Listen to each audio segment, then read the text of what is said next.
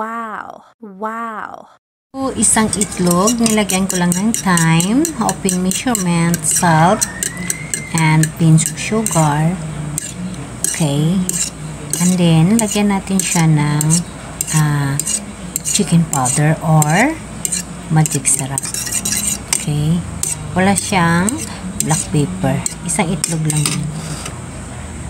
So, ito yung ating spinach. So, maglagay ako ng mozzarella and cheddar cheese. Okay, yan. Konti lang.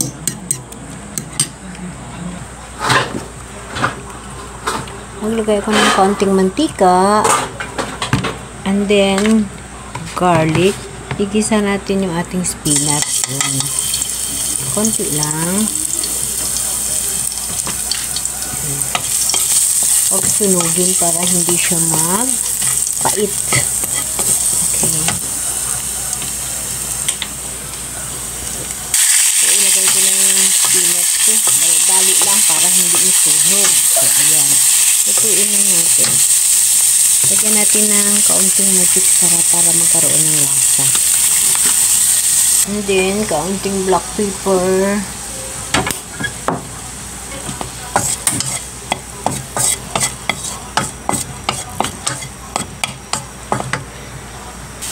Diyan, ilagay na natin sa ating egg. So, ito na. I-mix natin ang maayos para maghiwala yung spinach bago natin siya fry. Ibig sabihin, gagawin natin siyang scramble or omelette. Pwede natin siya i-scramble or omelette. So, maglagay lang ako ng konting mantika and then ibubuhos natin yung ating spinach. Kailangan hindi siya mag-brown. So, omelette yung gagawin ko. Dahan-dahan lang kasi ayaw ng boss ko yung brown itsura ng egg. Kaya kailangan white pa siya. So, dahan-dahan lang. So, ayan, ifo-fold ko siya. So, ito na yung ating spinach omelette. So, ito na yung ating spinach omelette para sa breakfast ng boss ko.